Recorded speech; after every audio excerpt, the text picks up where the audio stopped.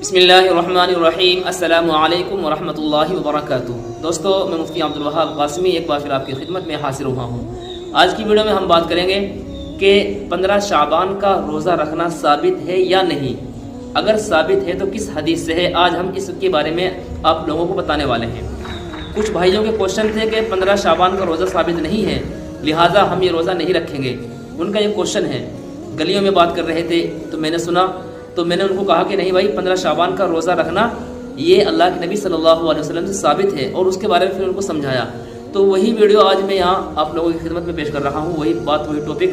دیکھو، سب سے پہلے تو ہمیں یہ سمجھنا چاہیے کہ شعبان کا 15واں روزہ، شعبان کا 15واں روزہ یعنی 15 شعبان کا روزہ جو شب برات سے اگلے دن رکھا جاتا ہے، تو اس کی ویلیو اور اس کی حیثیت کے بارے میں سب سے پہلے ہمیں سمجھنا چاہیے۔ تو اس کی ویلیو اور اس کی فضیلت اور اس کی حقیقت یہ ہے کہ یہ روزہ نفلی روزہ ہے، مستحب روزہ ہے۔ ایک بات کلیئر ہو گئی ہے۔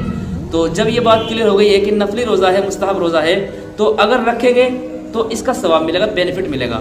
اگر نہیں رکھیں گے، نفلی روزہ کا کام یہ ہوتا ہے کہ اگر نفلی کام کریں گے تو ثواب ملے گا، اور نفلی کام نہیں کریں گے تو ثواب نہیں ملے گا۔ یہ مطلب ہوتا ہے گناہ نہیں ملے گا، بس ثواب نہیں ملنے گا لیکن گناہ بھی نہیں ملے گا۔ تو اگر نفلی روزہ ہم رکھیں گے تو ہمیں ثواب مل جائے گا، مستحب عمل کا ثواب ملے گا، اور اگر نہیں رکھیں گے تو ہمیں گناہ نہیں ملے گا۔ ایک بات تو یہ کلیئر ہو گئی ہے۔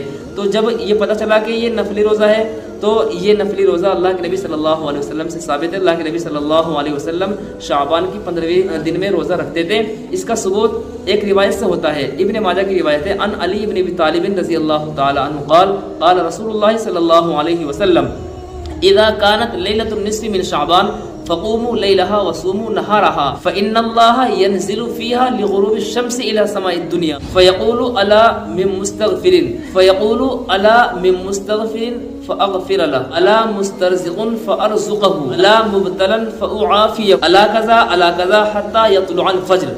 یہ ابن ماجہ کی روایت ہے۔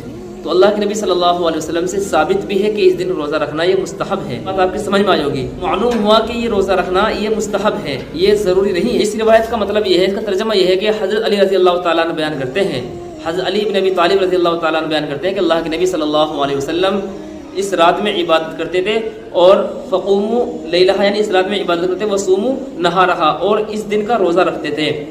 فإن اللہ ينزل لغروب الشمس، اللہ تبارک و تعالیٰ اس رات میں آسمان دنیا پر آ جاتے ہیں اور یہ اعلان کرتے ہیں کہ ہے کوئی مجھ سے معافی چاہنے والا کہ اس کو میں معاف کر دوں، ہے کوئی مجھ سے رزق مانگنے والا کہ میں اس کو رزق دے دوں، ہے کوئی مجھ سے جو آدمی کسی پریشانی میں مبتلا ہو اس کی پریشانی کو دور کر دوں۔ اور یہ طلوع فجر تک برابر مستقل اللہ کی طرف سے یہ اعلانات ہوتے رہتے ہیں۔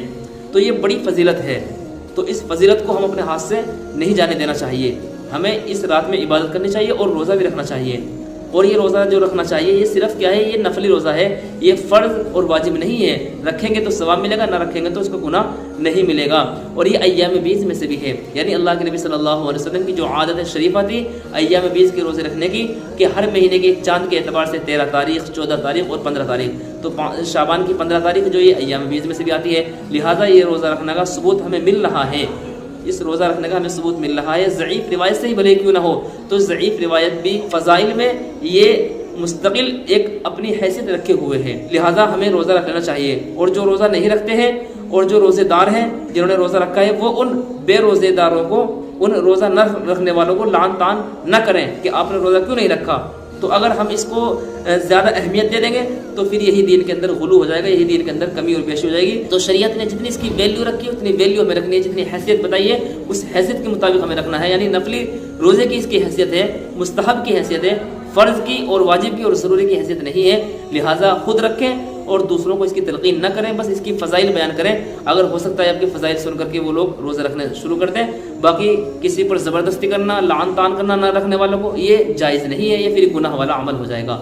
امید ہے بات آپ کی سمجھ میں آئی ہوگی۔ آپ لوگ اس ویڈیو کو صدقہ جاری سمجھ کر کے آگے بھیجیں۔ آپ کے بھی کوئی مسائل ہو، کوشچنز ہو، ضرور کمنٹ باکس میں لکھ کے۔ ملتے ہیں نیکسٹ ویڈیو میں، تب تک کے لیے اجازت۔ السلام علیکم ورحمۃ اللہ وبرکاتہ۔